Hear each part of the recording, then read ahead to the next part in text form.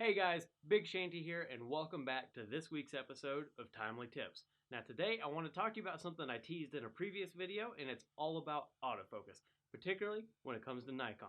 So let's hit that intro, and we'll be back.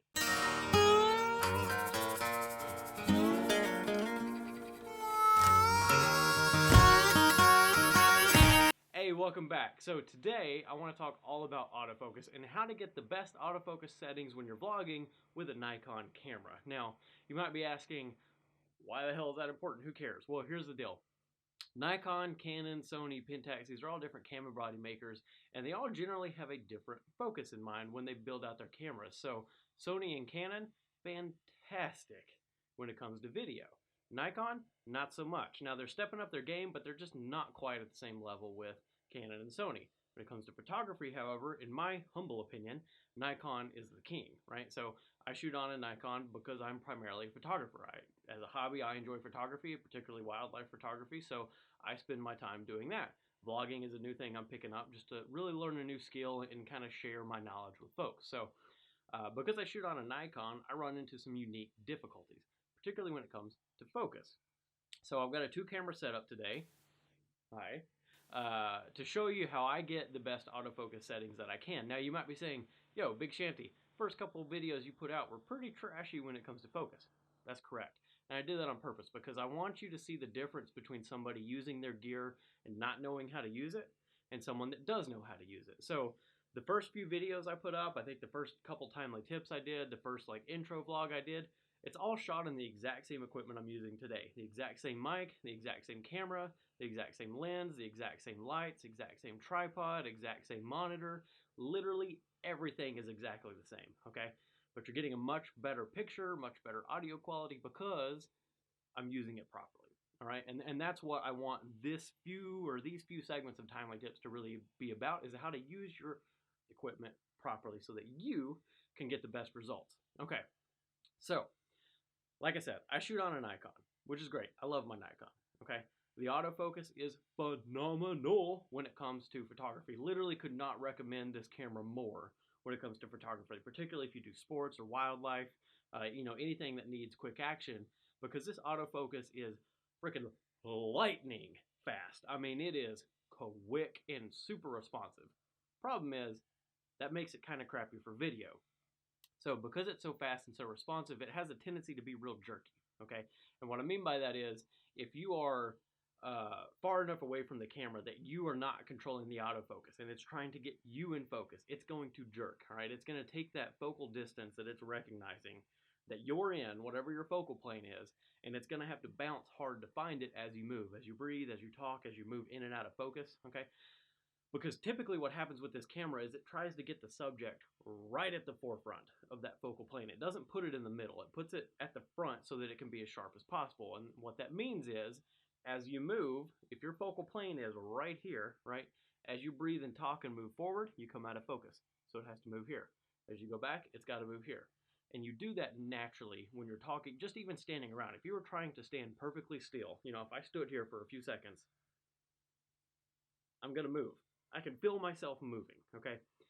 This camera's autofocus system tracks that movement, which is fantastic if I'm trying to get super sharp pictures of a bear or a big cat or a bird or a dog, whatever, because their movement's very erratic. My movement is not that erratic, so that autofocus needs to be a lot smoother for me, okay? This is where Canon and Sony have really outdone themselves, okay? Their autofocus systems are very smooth, they're very accurate, they're very smooth, so they're not quite as responsive. So you get that real cinematic feel. You get that focus pulling like effect, which actually can help your footage. So if you come out of focus and the camera kind of has to slowly respond to that as you come in and out, that actually looks kind of good. That's a trick filmmakers use as they're moving around scenes, as they're changing subjects, as they're calling attention to something else, right? So that's actually very important for filmmaking and video. Nikon hadn't quite caught on to that yet, and they probably won't because their focus is really sports photography and wildlife photography. So they're focused on that quick responsiveness.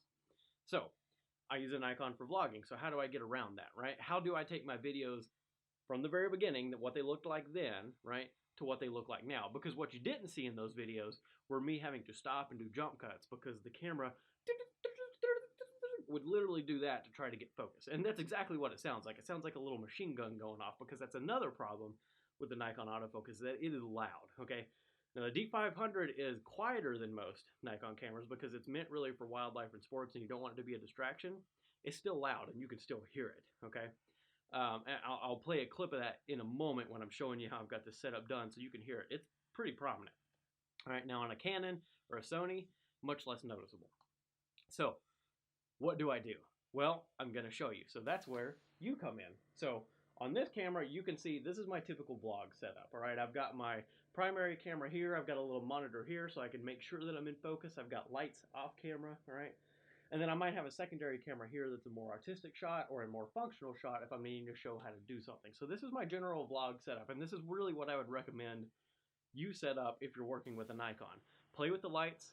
Get the lights how you want them. You know, if you want the lights coming in on this side, if you want the lights coming in on that side, you want the lights coming in overhead, you want backfill. However, you know, you feel it looks best, set your lights up. But your primary camera, when you're vlogging, needs to be within arm's distance, okay? So within arm's distance here is my primary camera, and that's very important, and I'm going to tell you why right now. So as I mentioned, this autofocus system has trouble when you are far away because it tries to put you at the very forefront of that focal plane.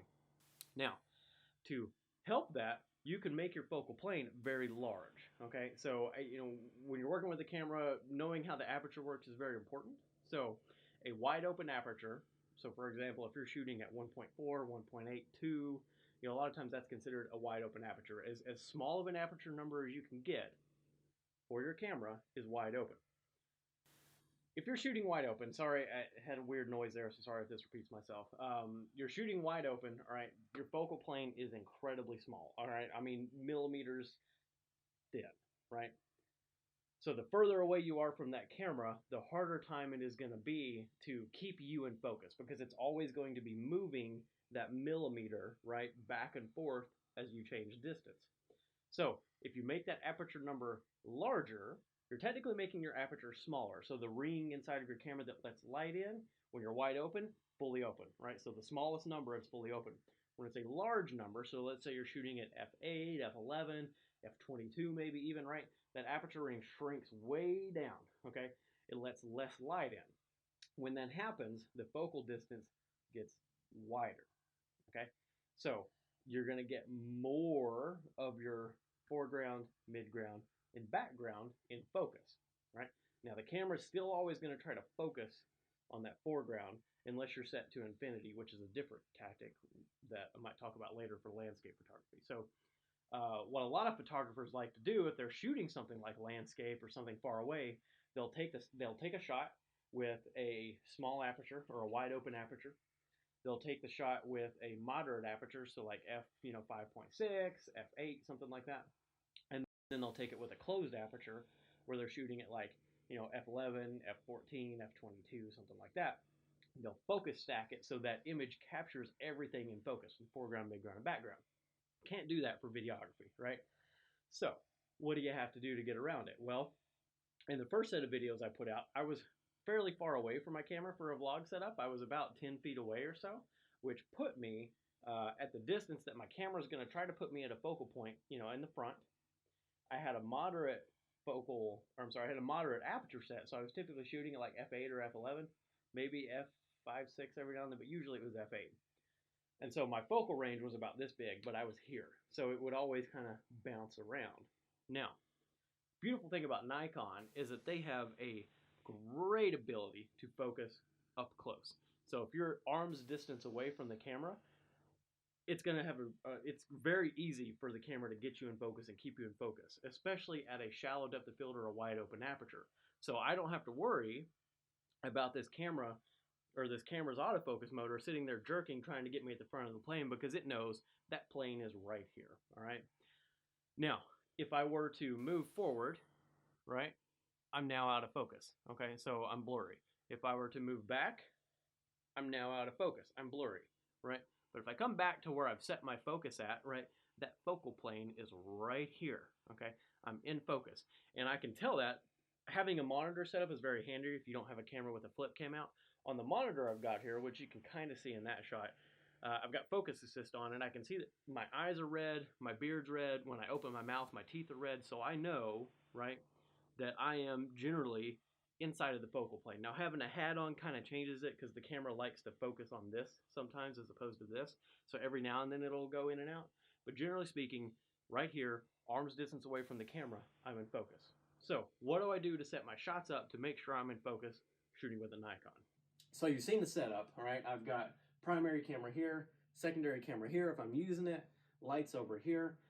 This is a very important piece to me, the monitor, because I don't have a flip out piece, so I can't see what I look like, right? This helps me know I'm in focus. So what I do, I come get on my mark, which I know generally, based on how I've got my tripod set up, is in line with this tripod. I know I'm about a arm's length distance from the camera. Turn my secondary camera on, turn my primary camera on, turn record on both. Okay, that's important. You want to already be recording when you start this, so you don't have to really move anymore.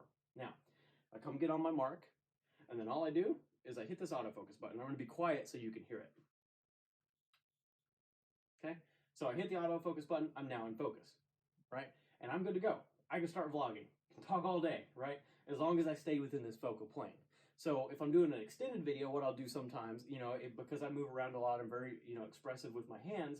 What I'll do is, 5 minutes into the video, I'll find a good cutting point, okay?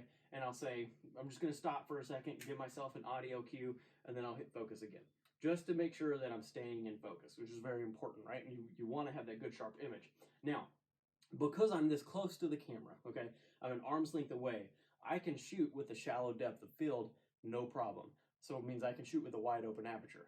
That's very important to have high quality footage, or what most people consider to be good looking footage. So I'm in focus, the background is very soft, right? So everything in the background is kind of blurry. That's a quote unquote cinematic feel, right? It invokes this essence of high quality. It shows you that I'm not just shooting on an iPhone, right? I've got a nice professional camera, the footage looks good. So the more shallow my depth of field is, the lower that aperture number, the more wide open I am, the better that's gonna be. So right now I'm shooting at 3.5. This lens can go down to 2.8, I believe. So it's not even as wide open as it could be. And what that does is, by shooting at 3.5, by shooting one stop down, right, I'm taking that focal distance, right, which at 2.8, which would be a piece of paper, very thin, and I'm making it a little bigger, right? So I've got some wiggle room because I know I breathe and move as I talk. And the camera has a good job of keeping me in that space. I can sit here, rock back and forth as I'm expressive, and stay in focus, which is very important. If I was shooting at 2.8, that space would be much smaller. Let more light in, you'd probably let more light in, blur the background a little bit more, right? But I'd have to really focus on staying right here in this plane, which is very difficult, okay? So shooting at 3.5 helps. I could even probably go to 4 and still be fine, right? Still have good lighting, still have myself in good sharpness, the background be pretty soft, and give myself even more room to wiggle around in. But I generally like shooting at 3.5. So hopefully this helped you guys out. This week's episode of Timely Tips was very important. So hope you guys enjoyed this episode of Timely Tips. As I teased earlier, I am going to do another segment that I'm doing in this video that you may or may not have caught on to. Okay, and I'm going to talk about why I am changing up that particular aspect of my filming. So again, hope you enjoyed this. Hopefully it was helpful to you guys. If it was, and you enjoy the content I'm putting out there, please do me a favor. Hit that subscribe button. I'm trying to grow my channel. That really helps.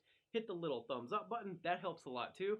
And what helps me the most, aside from subscribing and liking, if you want to do all three things, if you really want to, just knock it out of the ballpark, the best thing you can do, hit all three things down there. Hit subscribe, hit the thumbs up, tickle that little notification bell so you know when I've posted a new video, whether that's a Timely Tips, Manly Mondays, or just a general vlog. If you like the content I'm putting out there, you can be notified of when it comes out.